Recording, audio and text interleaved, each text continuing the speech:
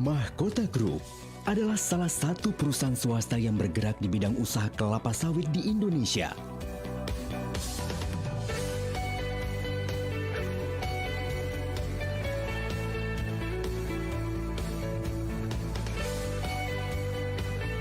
Aktivitas utama Mahkota Group adalah pengolahan kelapa sawit menjadi produk CPO dan palm kernel.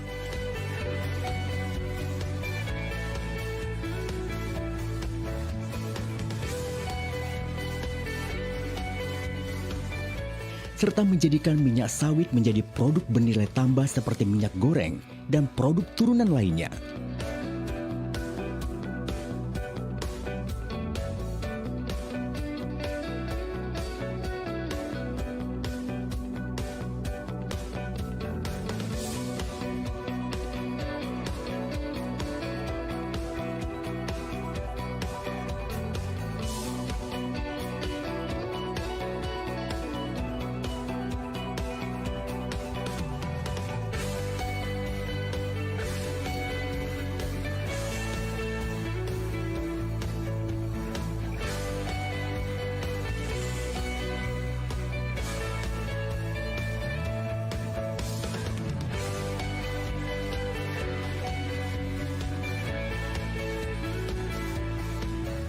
Mahkota Group melakukan pengolahan dan pengembangan komoditi kelapa sawit menjadi crude palm oil, palm kernel, dan produk turunan lainnya.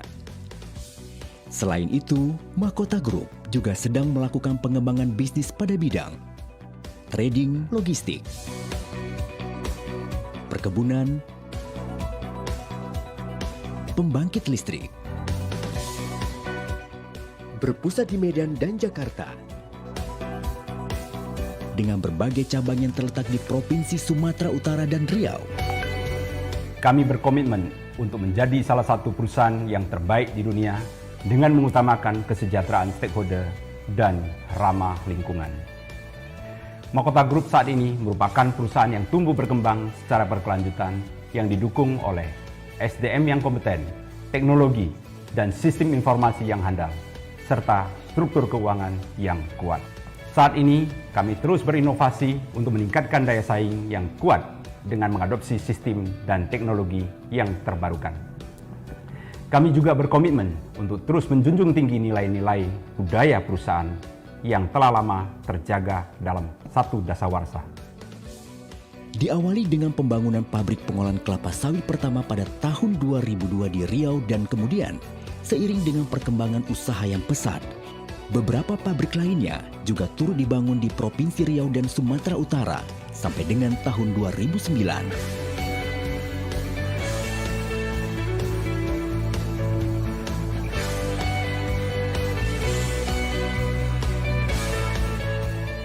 Guna pengontrolan dan sentralisasi usaha, tahun 2011 dibentuklah PT Mahkota Group sebagai holding company untuk menaungi semua anak perusahaan yang ada. CPO dan palm kernel berkualitas tinggi milik Mahkota Group merupakan hasil dari proses produksi yang dijaga dan dikontrol ketat, menggunakan teknologi dan sistem informasi yang handal. Mulai dari proses penerimaan bahan baku tandan buah segar kelapa sawit hingga dihasilkannya CPO dan palm kernel. Mahkota Group didukung oleh sumber daya manusia yang berdedikasi tinggi, memiliki keahlian di bidangnya masing-masing, berkomitmen terhadap profitabilitas dan pertumbuhan masa depan perusahaan, serta menjunjung tinggi nilai-nilai perusahaan. Program konservasi lingkungan yang dilakukan Mahkota Group berupa penelitian khusus untuk mengubah limbah menjadi sumber energi terbarukan, aktivitas pengolahan limbah produksi, dan pemanfaatan limbah menjadi energi merupakan aspek inti untuk menjaga kelestarian lingkungan. Mahkota Group menerapkan kebijakan pengolahan limbah menuju zero waste, menggunakan teknologi terkini yang secara signifikan berkontribusi dalam melestarikan lingkungan.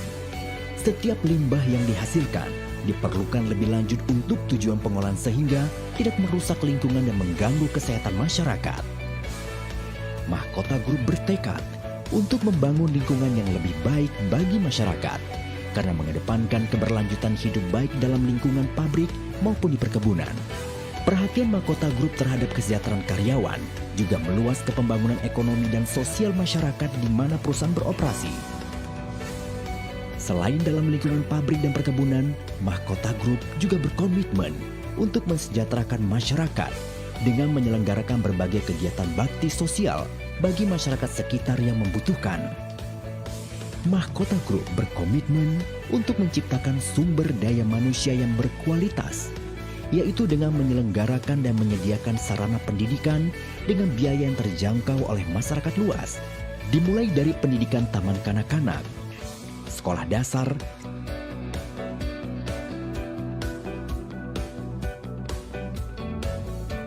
sampai dengan pendidikan tinggi.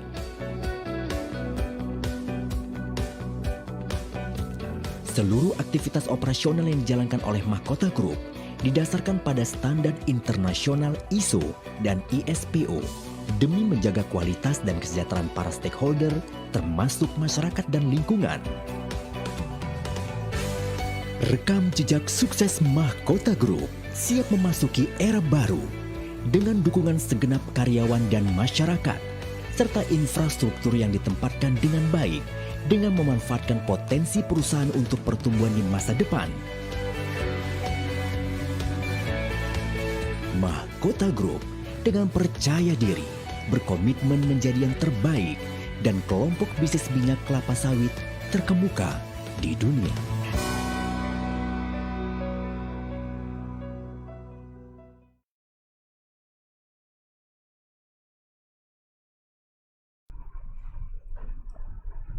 Selamat pagi, sahabat Tribuners dan profesional yang saya hormati dan saya muliakan. Pagi hari ini di studio Tribun Medan yang luar biasa, saya Sian dari Trend Development Center, kehadiran tamu istimewa Pak Usli Sarsi, CEO Mahkota Group Tbk. Dan talkshow pagi ini juga kita sudah mengikuti regulasi dari protokol kesehatan yang ditentukan oleh disarankan oleh pemerintah ya. Kita selalu menggunakan face shield atau masker di dalam talkshow kita. Jadi pastikan bukan hanya ilmu yang kita akan sharing, tetapi kesehatan juga sangat penting bagi kita semuanya. Nah, apa kabarnya Pak Usli pagi hari ini? Kabar baik sekali. Ya. Terima kasih Sindiet sudah Ya. diundang ini. Untuk pemirsa, selamat siang semua. Hari ini adalah hari yang baik sekali untuk kita untuk bersharing ya tentang beberapa prospek mengenai prospek sawit di bidang kita. Terima kasih Pak Usli ya, sekali lagi atas kesediaan waktunya untuk sharing bersama para Tribuners 1 jam ke depan. Nah, Pak Usli adalah CEO Mahkota Group yang tentunya sudah mengetahui banyak informasi tentang industri sawit, dan hari ini saya akan menggali lebih detail apa sih keunggulan dan potensi sawit ke depannya ya. Pak Usli tadi sudah ada melihat profil video tentang Mahkota Group. Ya. Mungkin sebelum saya masuk ke pertanyaan yang pertama, ceritakan sedikit perjalanan Mahkota Group dan Pak Usli yang ikut membesarkan Mahkota Group di Sumatera Utara, dan saat ini sudah bukan hanya di Sumatera Utara, tapi Mahkota Group juga sebuah perusahaan grup sawit yang sudah Tbk dan sudah saya katakan adalah sudah masuki level nasional dan internasional. Silakan Pak Usli. Ya, terima kasih kesempatannya. Ini kesempatan tentunya yang sangat luar biasa diberikan untuk sharing ya pengalaman kita. Mahkota Group awalnya sebenarnya dari keluarga, perusahaan keluarga ya, perusahaan keluarga yang bergerak di bidang kontraktor tahun 92 ya, tahun 1992. Kemudian kita di 2002 kita memulai pabrik kelapa sawit karena kita bergerak di bidang konstruksi pembangunan pabrik kelapa sawit. Ada beberapa klien yang kita bangun. Kemudian sekarang ini kita udah punya modal sedikit untuk membangun pabrik yang pertama di tahun 2002 Jadi memang satu perjalanan yang panjang, tapi untuk kesempatan ini saya sedikit aja untuk menceritakan sejarah kita. Kemudian hampir setiap tahun setelah itu, karena marginnya cukup bagus, kita setiap tahun membangun ya pabrik kelapa sawit. Jadi kita memang bukan memulai dari kebun, tapi memulai dari industri sawitnya. Jadi sampai terakhir setelah kita memiliki 6 anak perusahaan, dan kita udah memikirkan bagaimana kelangsungan perusahaan kita untuk dalam jangka panjang, sustainable-nya kita pikirkan. Tercetus ide untuk 2011 kita membuat satu holding company yang bernama Mahkota Group. Jadi semua anak-anak perusahaan kita ya kita gabungkan di dalam satu Mahkota Group, dan di 2018 bulan Juli kita go public. Jadi sudah hampir 3 tahun ini Pak Sindiat kita go public, dan sekarang ini saham kita sudah dibeli oleh sekian ribu nasabah yang partner kita yang bergabung di dalam perusahaan kita. Jadi itu perjalanan singkat kita lah saya ceritakan. Kalau perjalanan diceritakan akan panjang, nanti memakan waktu nih Pak Sindiat. Termasuk success story ya. Saya senang diskusi dengan Pak Usli karena wawasan, karena membangun sebuah grup itu tidaklah mudah sampai bisa go public dan masuk ke tahap nasional dan internasional. Nah, Pak Usli, tentunya hari ini kita cerita-cerita tentang industri sawit ya. Menurut Pak Usli, pandangan Pak Usli tentang, saya mulai dari kebun dulu ya, kebun kelapa sawit untuk 5 dan 10 tahun ke depannya bakalan, atau mungkin ada view seperti apa ya menurut pandangan Pak Usli? Kita syukurin ya, kita harus bersyukur letak geografis kita ini memang di ekuator ya, di Khatulistiwa. Jadi sawit itu paling bagus tumbuh di daerah Khatulistiwa, daerah tropis. Jadi kalau di garis Khatulistiwa itu lintang utara dan lintang selatan itu 21 derajat. Itu memang yang paling bagus untuk tanam sawit.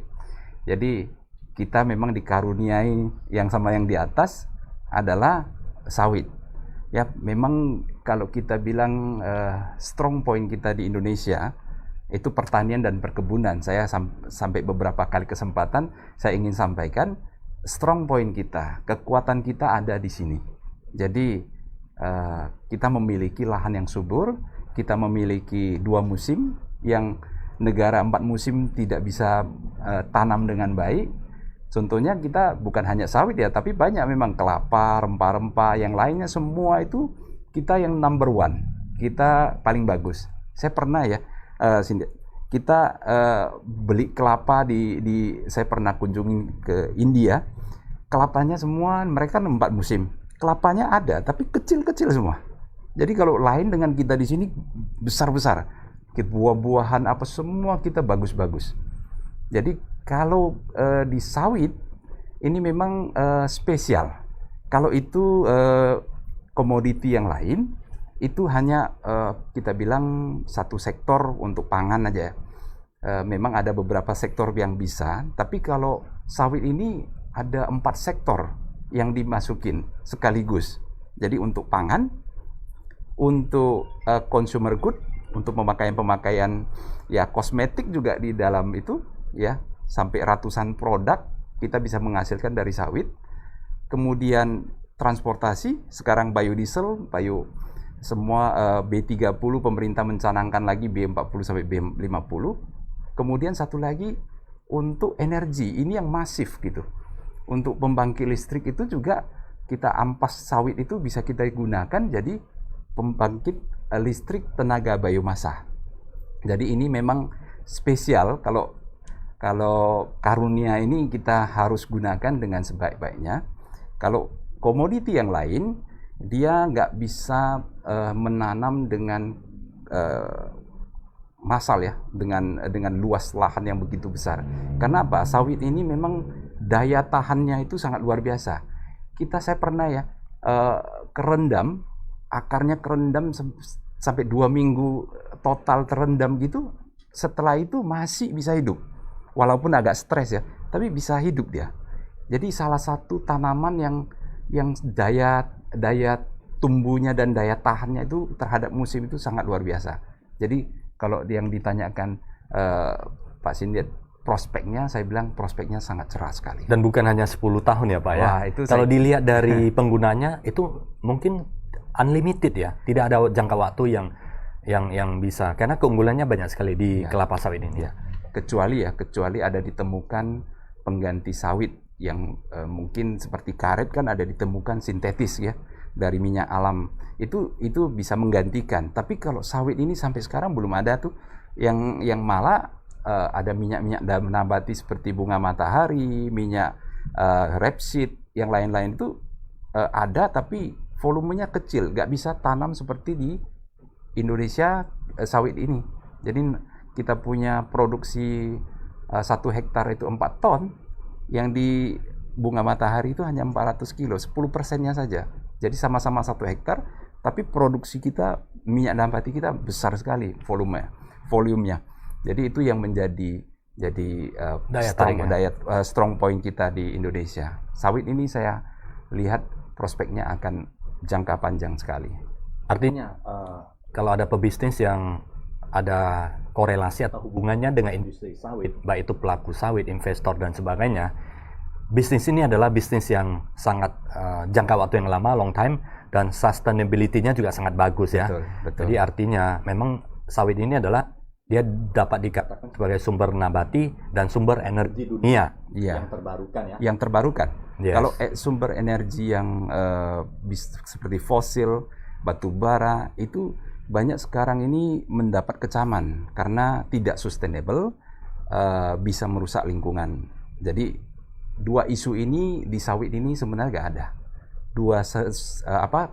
Produk kita itu sustainable dan ramah lingkungan sebenarnya. Yes. Tapi di dalam proses untuk itu yang disorot. Dalam proses produknya enggak. Tapi prosesnya itu ada yang memang dulu lah, bukan sekarang ya. Dulu orang membuka lahan itu dengan menebang pohon. Tapi kalau sekarang sudah pemerintah dengan menjalankan menjaga lingkungan hidup di dalam masa pemerintahan sekarang ini yang 10 tahun, 15 tahun ini, hampir-hampir sudah tidak ada merusak lingkungan. Hampir ya. Tidak ada sih, enggak. Tapi hampir tidak ada. Karena kita lihat aja semua hutan lindung lah. Coba kita bisa masuk tutupan. Itu sekarang ini melanggar lingkungan hidup, sangat isu yang sangat kritis sekali ya. Kalau kita lakukan perusakan lingkungan, kita bukan saja perusahaan kecil, perusahaan perorangan pun bisa kena masalah. Apalagi kita perusahaan besar, mana berani kita merusak lingkungan untuk apa? Masih banyak lahan terlantar, masih banyak lahan-lahan seperti pasang surut itu luar biasa besarnya. Itu kita masih belum mengoptimalkan. Kalau kita seperti lahan pasang surut di Palembang, kita tanam itu per hektarnya sama dengan yang lahan-lahan mineral itu, sama. Hasilnya sama. Jadi potensi sawit cerah, luar biasa. Dari segi tanah juga masih bisa dimaksimalkan. Dari segi lingkungan juga salah satu yang sumber energi yang terbarukan yang ramah lingkungan ya. Betul. Pak Usli ya. Nah ini menarik sekali, dengan jumlah bahan baku kelapa sawit yang sangat banyak tersedia di Indonesia, yang diunggulkan karena kita daerah tropis Khatulistiwa. Dampaknya terhadap industri turunannya seperti apa Pak? Misalnya, apakah saat ini seperti turunan sawit selain CPO, ada minyak untuk minyak goreng dan sebagainya. Ada berapa turunan produk dan sawit ini? Dan potensinya seperti apa ke depannya Pak? Kalau kita sampai di analisa terakhir yes. Saya dengar ada 200-an produk turunan dari CPO ya. Ada 200-an produk yang dihasilkan dari bahan bakunya sawit. Tidak, kalau saya belum mendengar ada komoditi yang turunannya begitu banyak. Jadi Kalau kita setiap hari kita konsumsi seperti minyak goreng itu udah pastilah ya, kosmetik yang apa, semua parfum yang kita pakai semua itu dari sawit bahan bakunya. Memang ada juga yang dari minyak nabati yang lain, tapi volumenya sedikit. Jadi seperti parfum-parfum yang Paris yang terkenal itu kalau kita beli begitu mahal gitu, bahan bakunya itu sebenarnya sawit, karena minyak nabati yang paling murah adalah sawit. Jadi mereka memproduksi bahan baku yang paling murah sawit. Jadi dia tambahkan sari bunga yang apa itu dimasukkan, kemudian dijualkan dengan merek yang terkenal, kita beli kan gitu. Jadi kalau sekarang pemerintah lagi mendukung bagaimana bahan baku kita itu jangan kita ekspor CPO terus ke luar negeri. Ya kan, selain menghadapi isu-isu yang macam-macam, tapi kita bisa gunakan sebenarnya untuk dalam negeri memproduksi menjadi nilai tambah produk-produk kita yang tadi saya sebutkan 200-an. Sekarang lagi ada di analisa bagaimana produk-produk ramah lingkungan seperti bioplastik apa semua itu bisa dari sawit. Termasuk transportasi pesawat terbang sekarang ini semua lagi analisa dan sangat memungkinkan minyak sawit itu digunakan menjadi bioaftur untuk pesawat terbang. Karena kalau transportasi mobil itu bisa digunakan pakai baterai lithium sekarang ini, tapi mau mengganti itu puluhan tahun untuk mengganti dari solar atau bensin ke transportasi yang menggunakan baterai lithium itu perlu puluhan tahun. Dan ini kalau ada yang menggunakan biosolar itu juga dari sawit. Itu juga ramah lingkungan untuk menurunkan gas emisi. Jadi isu lingkungan ini sekarang ini memang sangat santer untuk terus digaungkan oleh beberapa negara, terutama sekarang Amerika juga menggaungkan bagaimana kita perjanjian Paris, semua negara lah sekarang ini, karena climate change ini dampaknya akan sangat luar biasa ke pangan, ke kesehatan, banyak hal yang terjadi saat ini karena climate change. Banjir di mana-mana, kekeringan di mana-mana, nanti krisis pangan itu Badan Dunia FAO itu mengatakan nggak lama lagi kita beberapa negara akan kelaparan gitu.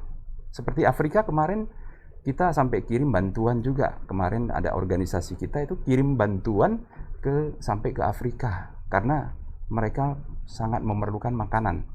Jadi krisis pangan itu sudah di depan mata. Dan kita syukurin kita punya negara ini masih memungkinkan untuk cepat kita benahi lahan-lahan kita ini yang bisa kita gunakan untuk pertanian perkebunan ini. Kita cepat sekarang ini harus cepat untuk kita tanam dan kita menjadi negara yang memang betul-betul ketahanan pangannya juga ketahanan energinya. Itu kalau kita sudah kuat. Luar biasa ya. Berarti ada 200 lebih turunan produk dari CPO ini yang siap digunakan untuk food, untuk kosmetik, untuk energi ya. Hampir masuk di seluruh lini industri ya yang ada di masyarakat seperti ini ya. Kalau untuk 10 tahun ke depan, apa yang terjadi di dunia sawit, Pak? Kalau yang lagi hangat dan mungkin biodiesel atau mungkin ada yang apa? Kalau 10 tahun yang lalu, saya sering mengatakan ke teman-teman, saya pulang kampung itu kemarin di Tanjung Ledong sana, saya kasih tahu family saya di sana juga, saudara saya, teman saya di sana, saya bilang kalau kalian ada lahan, tanam sawit, saya bilang, sampai saya dorong begitu. Karena apa? Sekarang ini Rp1.000 per kilo, saya lihat ini bisa Rp2.000 per kilo nanti satu masa. Saya bilang satu masa, sekarang udah terjadi tuh. Rp2.000 per kilo sekarang. Artinya petani sawit juga mendapatkan hal yang baik ya? Iya. Saya bilang ada kalian 2 hektar pun boleh, 5 hektar pun boleh, tanam sawit. Saya bilang. Cuman kalau ya bagi yang saya sarankan pebisnis yang seperti yang sudah ada modal, janganlah terlalu kecil. Kalau bisa lebih besar. Kenapa? Nanti karena letaknya lain yang di kampung itu, karena mereka tinggal di situ ya, untuk manen itu sawitnya itu gak dicuri sama orang kan. Jadi kalau mereka bisa jaga dan apa, kalau kita mau meng-hire untuk menjaga kita punya kecil gitu, itu kita nanti cost-nya terlalu tinggi. Tapi kalau kita memang ada modal yang cukup ya, atau bergabung dengan teman-teman, bisa nanam sawit minimal kalau saya bilang kalau bisa di atas 20 hektar lah gitu. Oke. Ya.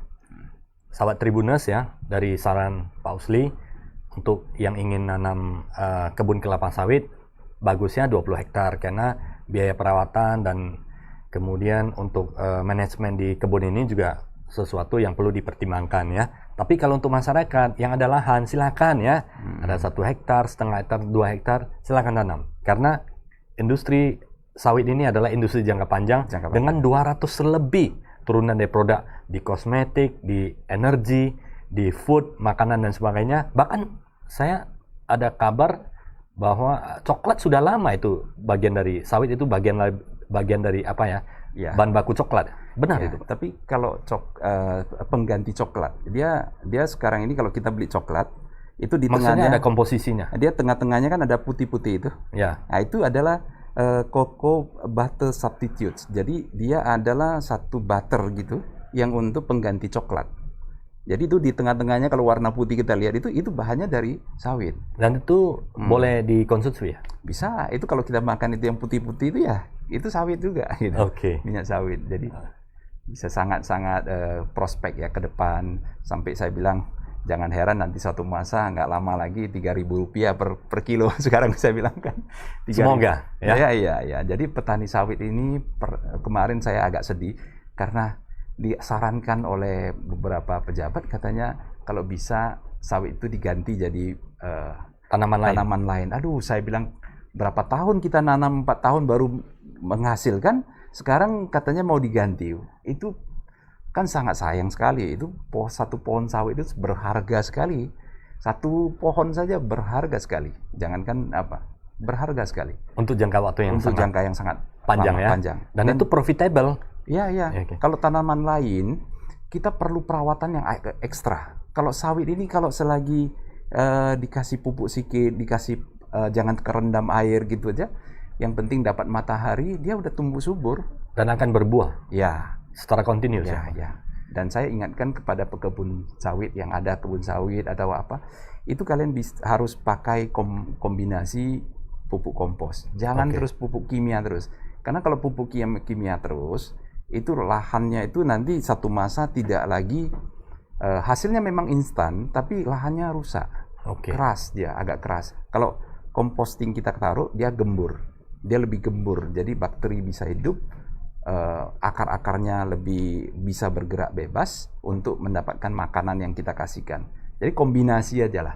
Kombinasi. Saya nggak terlalu ideal untuk pupuk organik, tapi kombinasi pupuk kimia itu dengan organik ya, organik, kompos ya. Ya, sahabat Tribuners profesional yang saya hormati semuanya. Ini pengalaman Pak Usli, sarankan kalau ingin tanam sawit ya kombinasi antara pupuk kimia dengan ada pupuk organik atau kompos, karena struktur tanah akan terawat dengan baik sehingga kesehatan dari pohon kelapa sawit juga akan lebih sehat dan lebih produktif, ke depannya ya. Dia lebih gembur, dia punya lahan itu lebih gembur. Oke.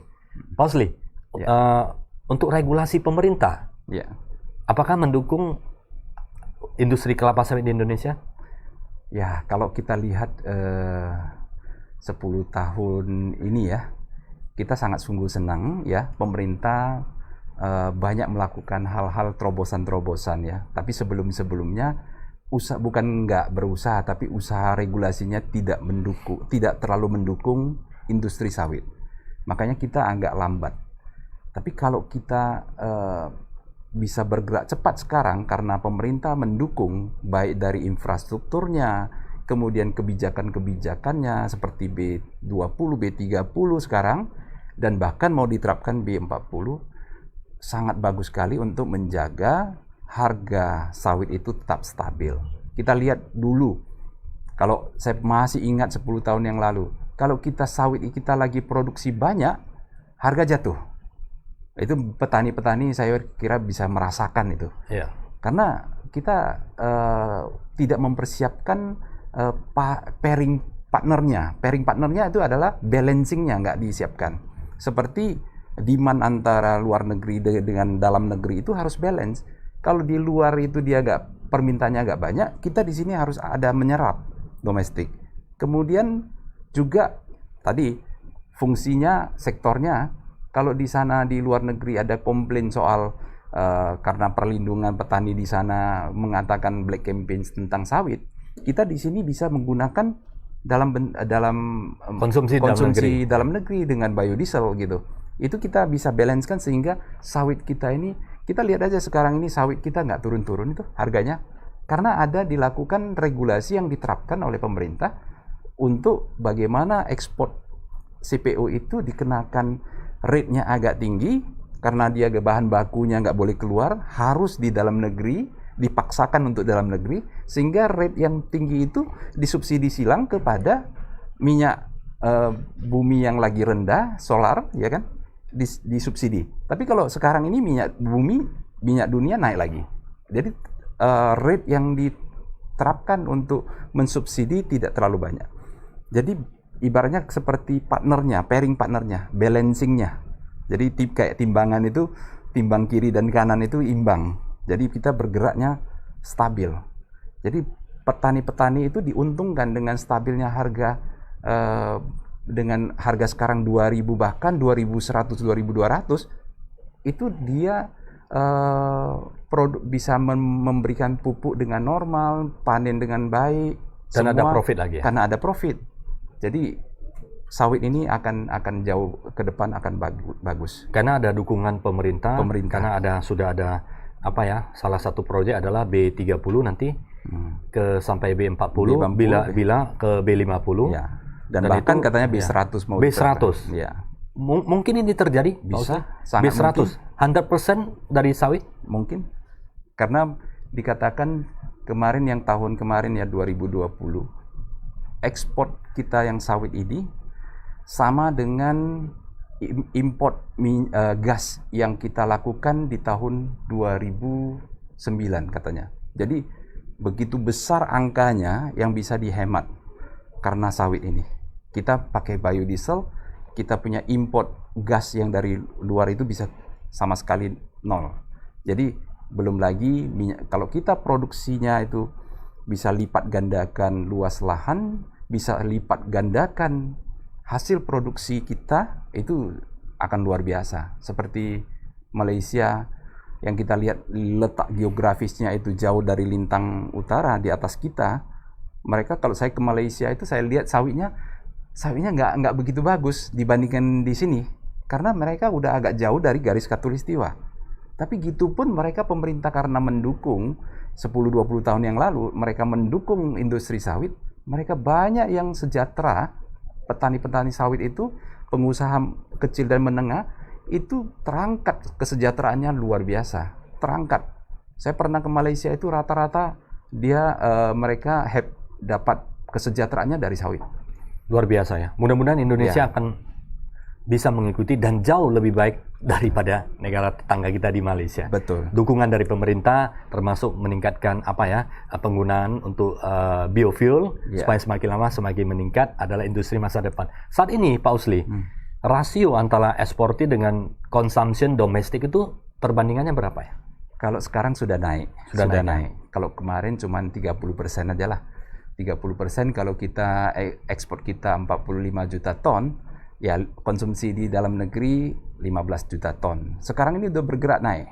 Jadi kalau mulai sekarang udah ya? mulai saya kira di atas 20 juta ton lah per tahunnya. Itu mudah-mudahan dalam waktu dekat ini bisa saja 50% itu konsumsi dalam negeri. Karena di luar pun kalau demand-nya besar, supply-nya kurang, harga tetap naik. Pasti akan naik. Ini kan hukum bisnis kita adalah demand dan supply kan. Supply kita keluarnya nggak banyak, ada konsumsi dalam negeri, harga naik kan. Jadi keseimbangan antara dalam negeri luar negeri, kemudian lintas sektor penggunaannya sawit ini bisa diseimbangkan, saya kira ke depan luar biasa. Kita akan makmur. Kita akan makmur dengan industri sawit ini ya. Ya, saya bilang ini komoditi yang diberikan, bibit yang diberikan, dulu saya yakin pasti zaman dulu ada di Indonesia. Tapi karena mungkin ya kita nggak tahu ada bencana atau apa, bencana alam, sehingga kita di awal abad ke-19 baru diimport bibitnya dari Afrika. Dan karena ini negara yang sangat strategis dan sangat sawit ini sangat tumbuh subur, baru kita bisa rasakan sampai sekarang ini banyak sekali petani, pengusaha yang sejahtera karena sawit. Dan ke depan ini saya kira kecepatannya akan jauh lebih besar lagi ya.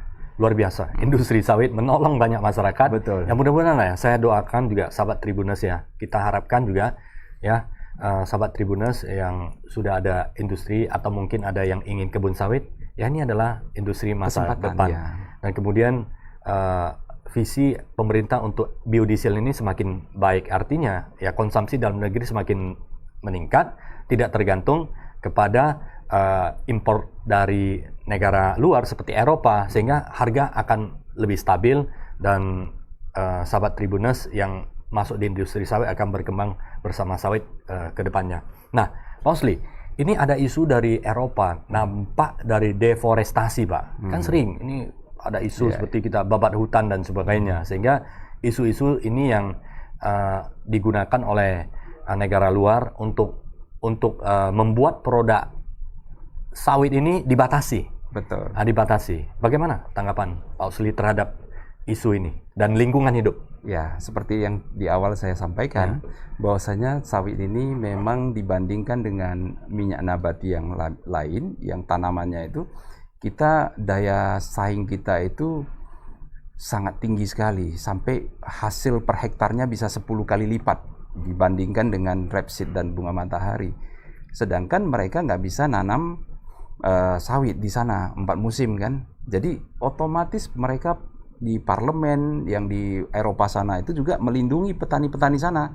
Jadi jangan sampai kalian kirim, petani kita semua nganggur nanti gitu. Jadi itu mereka melindungi. Jadi wajar aja. Jadi kita jangan terobsesi dengan apa yang mereka lakukan. Silakan mereka black campaign, nggak apa-apa.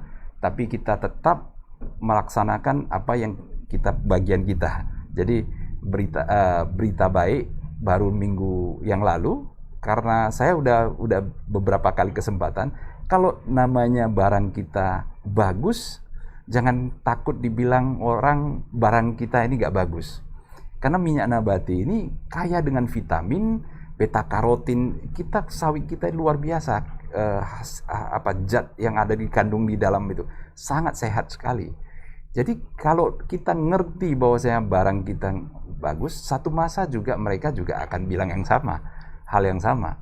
Kemarin baru berita yang bagus 7 Maret, baru ini seminggu 10 hari yang lalu dikatakan negara Swiss salah satu negara yang dekat dengan Eropa, walaupun tidak join di Uni Eropa ya, tapi Swiss ya karena perdagangan bebas kerjasama dengan Indonesia ya, kemarin ada argumentasi yang keras di sana menolak sawit juga.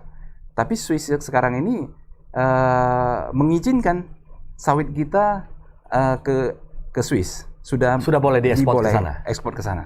Ini satu berita yang sangat bagus dan ini pintu masuk buat kita untuk ke Eropa. Ya. Dan kita sebenarnya kita demand di China, Pakistan, India, dan itu sebenarnya sudah banyak sekali. Sudah sangat besar. Kenapa Eropa yang begitu sedikit aja, tapi kita begitu penting ya? Memang penting sekali, karena itu memberikan image.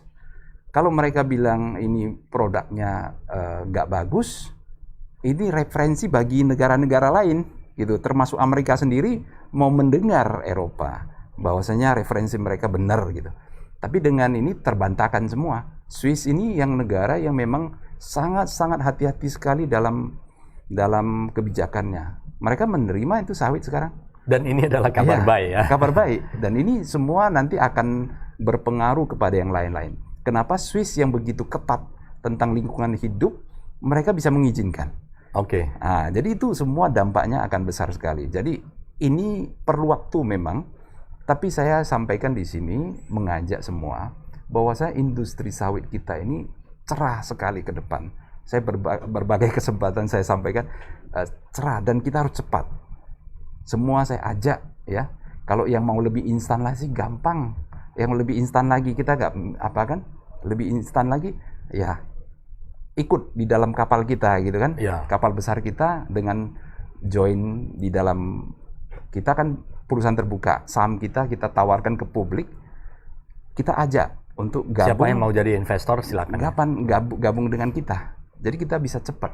Ya, Pak Usli, ini menarik dengan diterimanya Swiss sebagai sebuah harapan yang cerah bagi masyarakat Indonesia, khususnya pebisnis sawit. Ini adalah bukti pengakuan terhadap industri sawit. Betul. Untuk manajemennya, apakah misalnya untuk Eropa dan sebagai internasional, apakah saat ini kan sudah banyak sertifikasi ISO, ISPO dan macam-macam. Sebenarnya sertifikasi ini adalah sebagai bukti bahwa perusahaan-perusahaan di Indonesia sudah mengikuti aturan internasional. Apakah itu bagaimana pandangan Pak Usli? Betul. Baru saya dengar berita dari Menko Maritim kita Pak Luhut Binsar Panjaitan. Dia katakan saya baru dari duta besar Amerika yang dulu di Jakarta. Dia waktu berkunjung ke sana di PBB, dia katakan bahwasanya sawit ini di Indonesia di Black Campaigns ya. Lalu dari duta besar namanya Bob Black katanya nggak lama lagi ya, seminggu 2 minggu ke depan akan diumumkan bahwa Indonesia adalah salah satu negara ya, malah bukan salah satu negara yang terbaik di dalam negara yang paling maju di dalam menangani deforestasi. Jadi bayangkan, kita pun negara yang digaungkan hal-hal negatif dari Bob Black, katanya sekarang ini kita mau umumkan bahwasanya Indonesia itu sudah paling maju di dalam menjaga lingkungan hidup di bidang deforestasi. Dan ini artinya, ya, sahabat Tribuners, ya, ini adalah kabar baik. Artinya sekelas Amerika sudah mengakui bahwa deforestasi yang selama ini saya katakan adalah black campaign terhadap industri sawit dan kelapa sawit di Indonesia secara spontan terbantahkan. Artinya kita sudah ada regulasi, sertifikasi ya, ya. Pak Usli ya. Di Mahkota Group juga banyak sertifikasi. Betul. Yang memberikan keyakinan dan kepercayaan kepada customer. Betul. Dan masyarakat internasional bahwa apa yang diproses di Mahkota Group ini adalah apa yang sesuai dengan kaidah lingkungan hidup ya. Betul. Dan kita memang Mahkota Group, kita sudah sepakat, kita nggak mau orientasi kita hanya semata-mata profit. Okay. Tapi kita mau keseimbangan antara kesejahteraan stakeholder, ya, people, kemudian planet dan profit.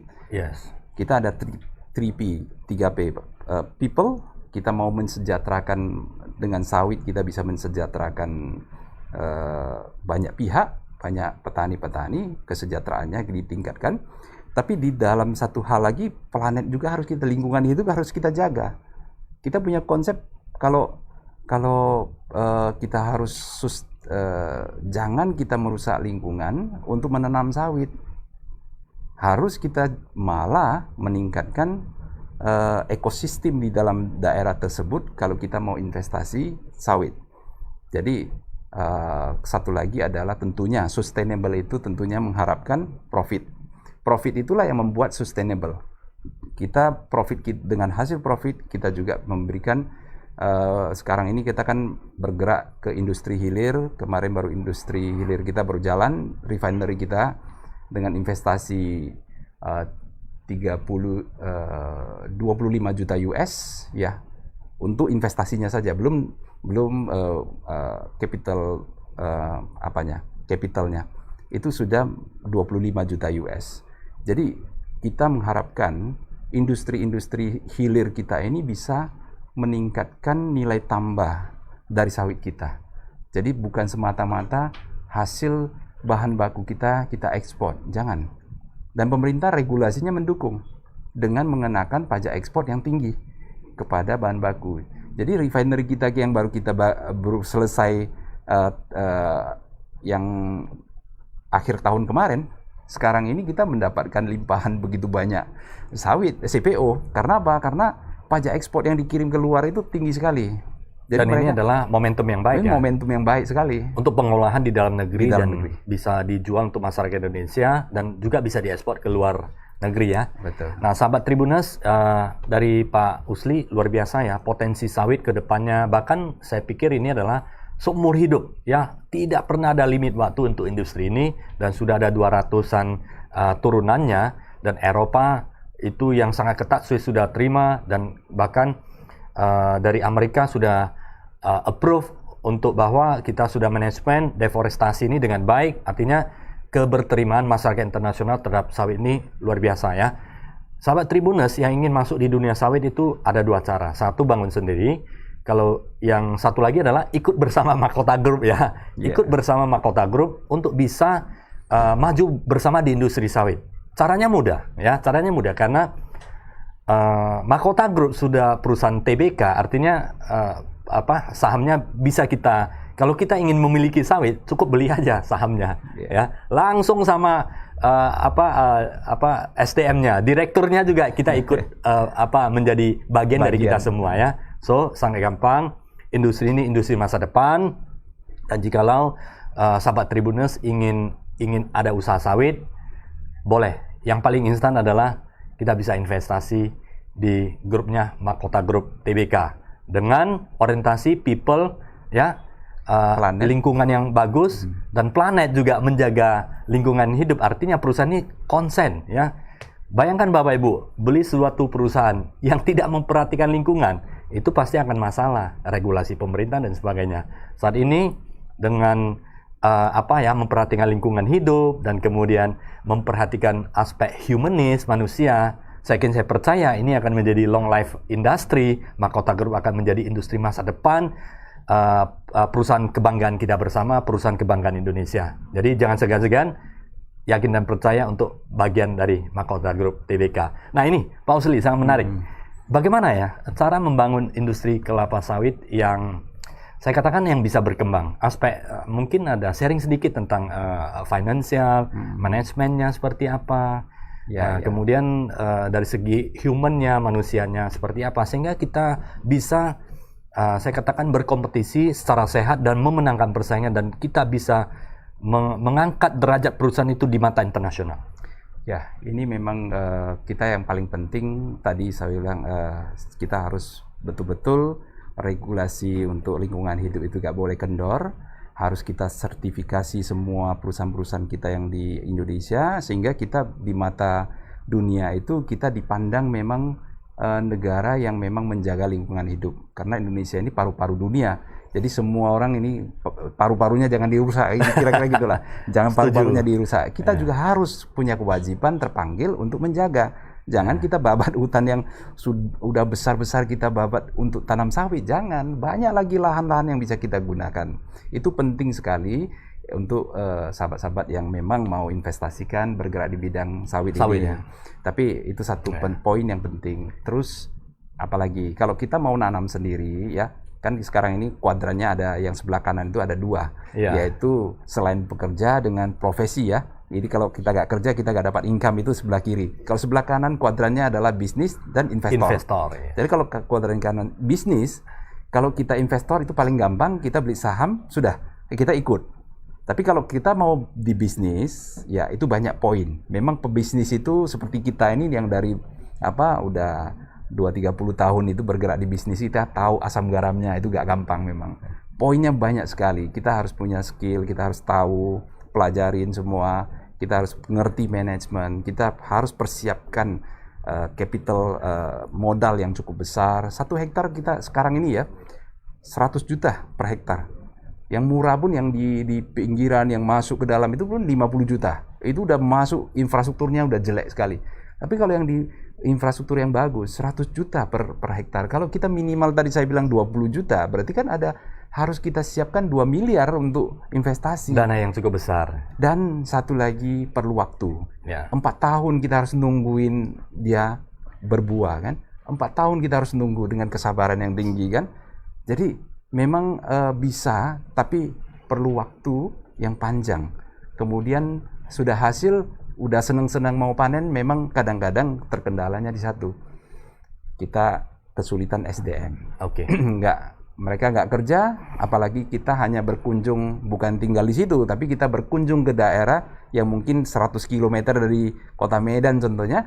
Kita sampai ke sana, buat TBS kita sudah anggota kerja itu bekerja sama, dipanen, nggak dilaporkan dengan sesuai, kita mendapatkan hasil yang kurang baik karena sudah ibaratnya dikerjasamakan untuk dijual untuk kepentingan mereka sendiri. Bisa saja Banyak begitu. hal bisa terjadi. Banyak hal bisa terjadi. Jadi saya sarankan kita kalau memang mau itu harus betul-betul satu persiapan modal yang kuat, SDM yang pelajari dengan baik itu. Kalau kita ada halaman mungkin hanya semak belukar, kita boleh tanam di situ. Kita karena tinggal di situ Kita ya. bisa kontrol. Kita bisa kontrol 5 hektar atau 3 hektar kita jadikan sawit boleh. Kalau tidak bisa kontrol agak jauh dan kemudian bisa investasi aja ya. Ya. Kita bisa investasi, kita bisa beli perusahaan yang bergerak di sawit seperti Makota Group, kita investasi. Dan investasi sekarang juga tidak mahal-mahal amat. Ya, ya. Ya dengan harga satu lot lembar sekarang sekitar 700-an rupiah. Ya, naik turun lah kemarin 770 rupiah sekarang. Ya. Jadi kalau dinilaikan 70 satu lot ya sekitar tidak sampai ribu lah, 77 ribu. Nggak sampai 80 ribu. Ya, 8, investasi, 80. kita bisa memiliki perusahaan dan kemudian kita ikut bisa menikmati hasil. Betul. Dan perkembangan perusahaan itu memiliki pemegang saham. Kemarin ya saya ini cerita sedikit tentang anggota saya. Saya kumpulkan waktu pada saat kita IPO gak lama, kira-kira berapa bulan kemudian saya kumpulkan semua anggota staf dan karyawan saya. Saya bilang, kalau kalian ada tabungan, walaupun kalian profesinya kerja di tempat kita, jangan ketinggalan kereta. Saya bilang, kita ini ibaratnya sudah sangat under value. Ya. Waktu itu satu lembar 400 rupiah per lembar. Saya bilang kalau kalian punya dana yang daripada taruh di bank, ya, saya bilang lebih baik kalian belanjakan saham kita. Saya bilang kenapa? Ini masih under value dan kita masih bergerak akan ke depan akan banyak kita mau invest dan profitnya saya yakin akan bagus. Itu mereka invest, ada staff, ada 100 juta dia invest. Kumpul-kumpul dari dulu, dia bilang entah berapa 10 tahun dia kumpulkan dana itu, dia investkan 100 juta, sekarang sudah jadi hampir 200 juta. Karena perkembangan saham itu. Perkembangan saham itu. Jadi dia tetap kerja dengan profesi dia kerja, tapi dia passive income-nya jalan gitu. Bisa memiliki perusahaan sawit gitu ya. Iya, iya. Luar biasa. Iya, iya. Nah, ini Pak Suli yang paling penting nih, kode sahamnya apa, Pak? Kode saham kita MGRO ya, Makota Group. Kalau kita lihat di website atau udah lihat Makota Group, udah lihat semua Pastikan ya, MGRO. Hanya dengan modal tidak sampai 80.000. Bapak Ibu bisa memiliki saham di Makota Group 80.000. Ya, kita ngirit untuk minum beberapa cangkir kopi udah kita bisa memiliki perusahaan ya. Nah, inilah sekarang sangat luar biasa sekali, artinya dengan perusahaan banyak TBK dan dengan sistem manajemen yang open seperti yang dipraktekkan oleh Makota Group, semua memiliki kesempatan untuk kita bisa menjadi pemegang saham. Ya, ini sangat luar biasa. Perusahaan-perusahaan TBK ini saya sangat respect dan saya sangat kagumi bisa untuk kemakmuran bersama kita semuanya. Kita sejahtera bersama. Kalau kita sejahtera sendiri, kita udah sejahtera. Tapi kalau kita sama-sama bisa membuat saya lihat presentasi yang yang mau invest ya. Tapi invest jangka panjang ya, bukan investor yang katanya main saham itu, bukan itu ya. Itu boleh, tapi jangan porsinya banyak. Kalau ini jangka panjang, kita ibaratnya ikut menginvestasikan, ikut di dalam perusahaan kita itu dalam jangka panjang. Nilai saham kita sama, kita dengan usaha kita, saham kita tadi kumpul dari dana nanam sawit sampai berapa tahun kita nunggu, itu hampir sama nanti. Jadi kita di sini instan dan saya lihat negara kita ini hanya 1% yang 0,1% kemarin katanya, 0,1% yang punya saham di bursa. Masyarakat umum ya. Tapi kalau di negara-negara kita lihat di Ini sekarang mungkin sudah ada kenaikan karena Ada dari kenaikan tahun sedikit, lalu ya. karena ada investor pemula itu sudah sangat sudah banyak. Ini waktu COVID ini Ya. banyak yang sudah masuk ya kan, sudah naik ya kan. Kita 260 juta, sekarang sekitar 2 jutaan aja. Jadi kita masih jauh, masih Oke. 0,0. Ya. Tapi kalau di negara-negara seperti Taiwan, mereka punya perusahaan-perusahaan industri yang bagus-bagus itu, tahu yang megang sahamnya itu yang tukang ngepel di satu tempat itu punya saham itu. Ya. Dari jumlah penduduk persentasinya tahu berapa? Kita kan 0, sekian persen ya. Mereka 40-an persen Mayoritas mereka ada punya memiliki saham. Ya, kita hitung satu lot pun namanya memegang saham. Ya. Dengan Itu yang ikut saya ingin sampaikan. Ayo kita punya melek sedikit untuk finansial, finansial. Dan pastikan investasi di Mahkota Group MGRO ya. Ikut berkembang bersama perusahaan sawit di Indonesia. Pilihlah Mahkota Group. Nah, Pak Usli, sudah tidak terasa waktu kita hampir 1 jam. Ya. Ini apa ya? Kesimpulan sedikit untuk para Tribuners. Ya, saya mengajak semua pemirsa dari Tribuners, ya, sahabat-sahabat kita mengajak memang melihat dengan jernih apa yang menjadi kekuatan kita. Kita sadarin sekarang ini kan COVID yang membuat porak-poranda kita, negara kita di seluruh dunia, bukan negara kita, tapi seluruh dunia.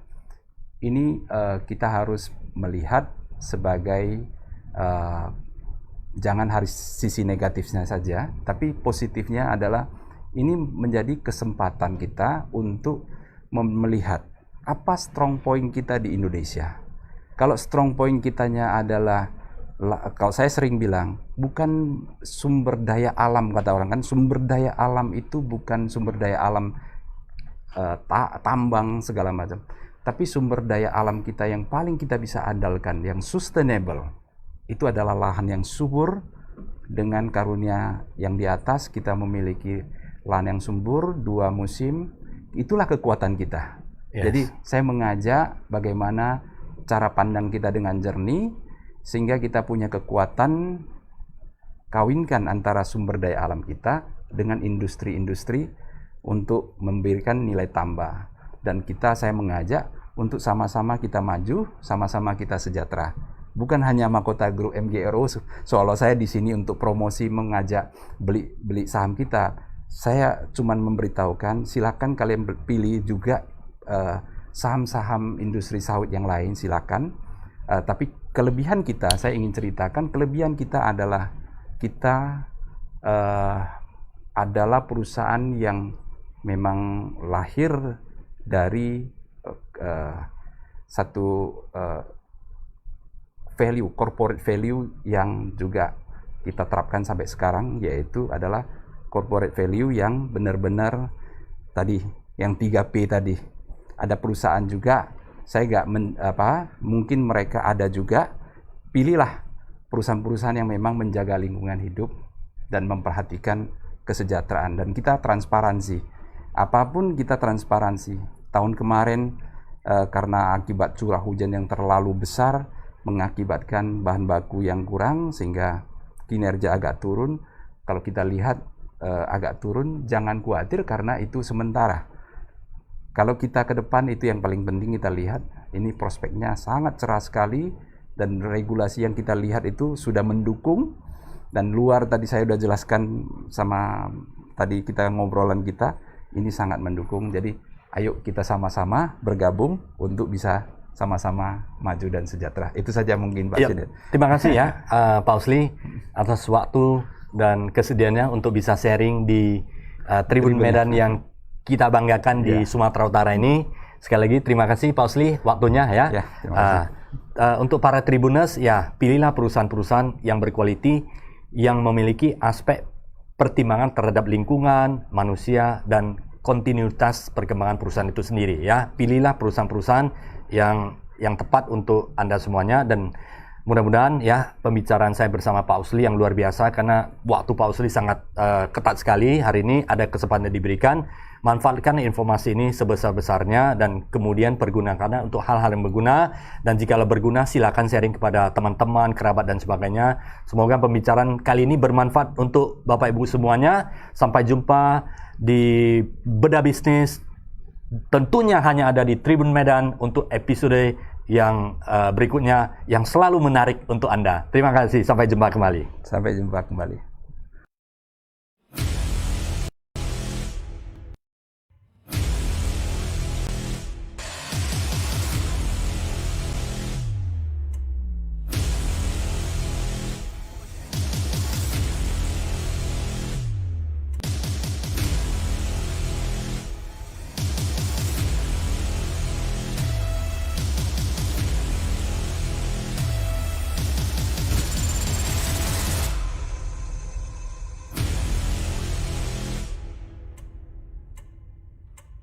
Thank you.